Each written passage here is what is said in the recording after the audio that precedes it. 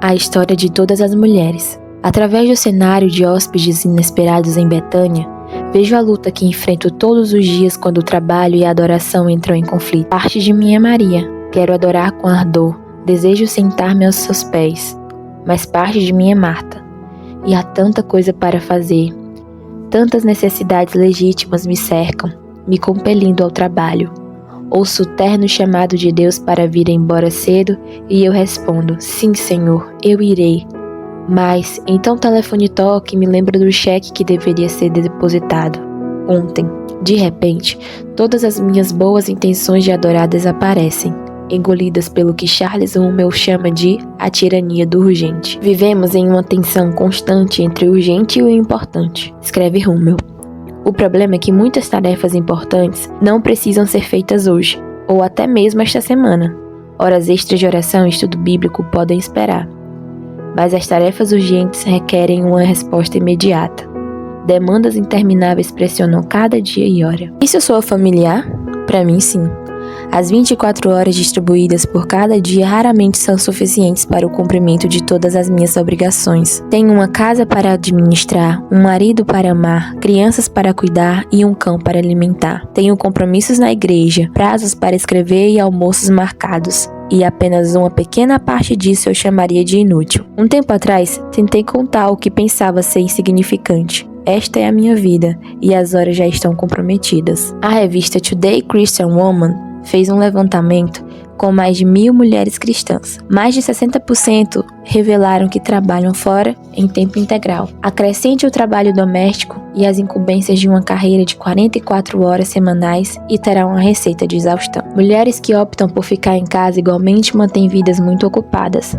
Acompanhar crianças que começam a andar, levar os garotos para o futebol, trabalhar como voluntária na escola, cuidar dos filhos dos vizinhos, a vida parece agitada em todos os níveis. Como escolhemos a melhor parte e ainda conseguimos fazer tudo o que realmente deve ser feito? Jesus é o nosso exemplo supremo. Nunca estava apressado, sabia quem era e para onde ia. Não se tornou refém das demandas e das necessidades afoitas deste mundo. Apenas faço o que o meu Pai me enviou a fazer, Jesus disse aos discípulos.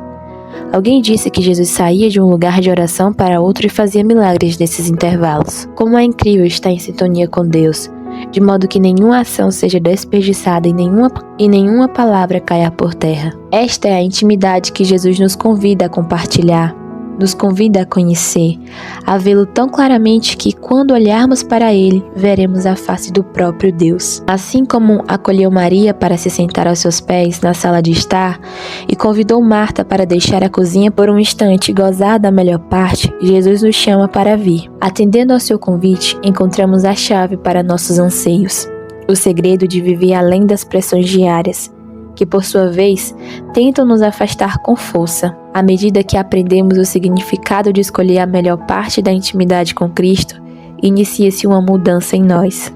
Não se trata de uma mudança qualquer.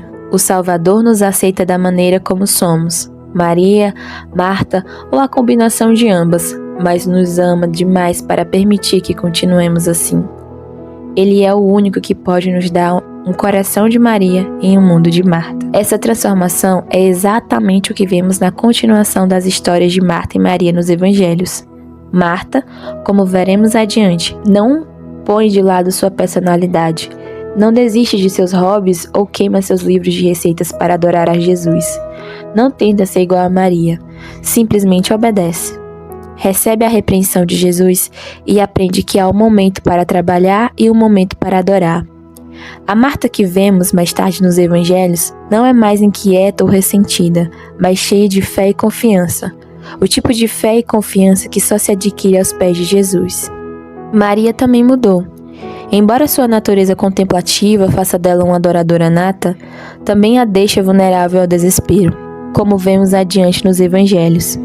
Quando acontece o infortúnio, Maria tende a ser inundada pela tristeza e paralisada pelas dúvidas. Mas no final, quando percebe que Jesus está próximo, ela coloca em ação o que aprendeu com a adoração.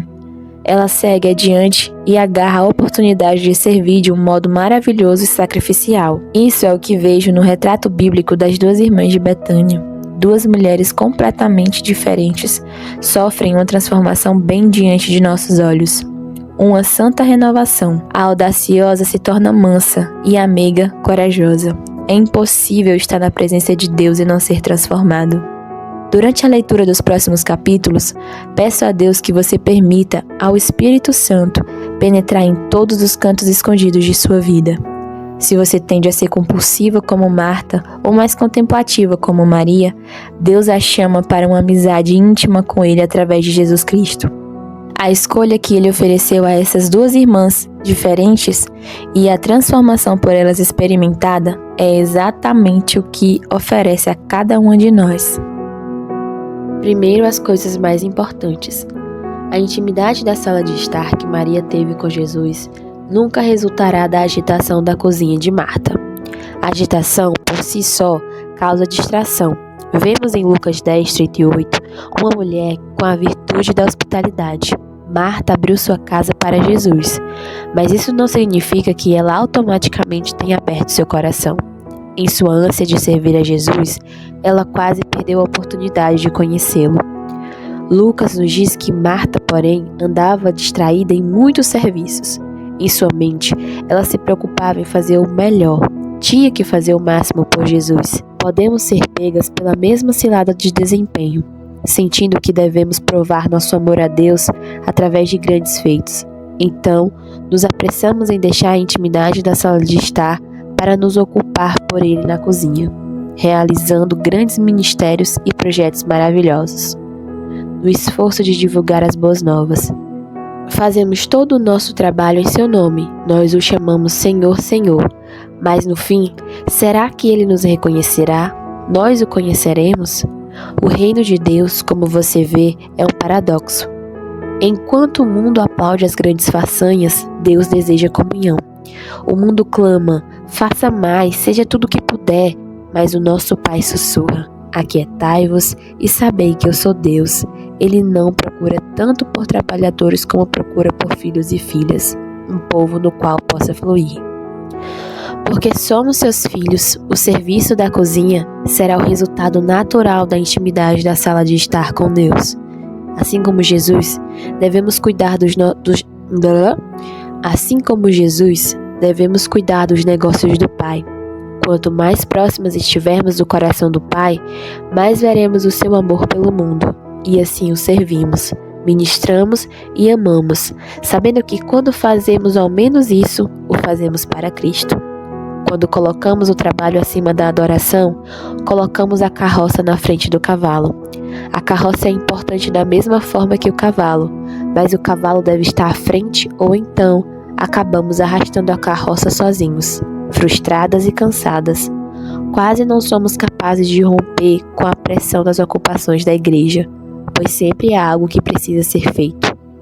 Quando dedicamos primeiro o nosso tempo em sua presença, quando reservamos um momento para ouvir a voz de Deus, Ele providencia a força de que necessitamos para levar a mais pesada carga.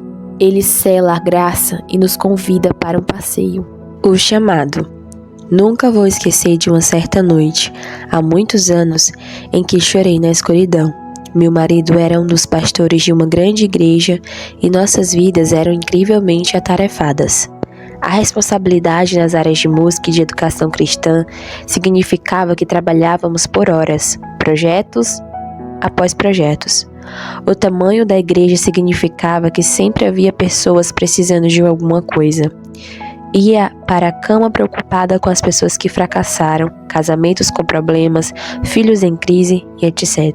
Preocupava-me com tudo que não realizei e deveria ter feito, com tudo que realizei de maneira insatisfatória. Lembro-me que, naquela noite, me agarrei ao meu marido soluçando, enquanto ele tentava me confortar. "O que aconteceu, meu amor?" ele perguntou, acariciando meus cabelos.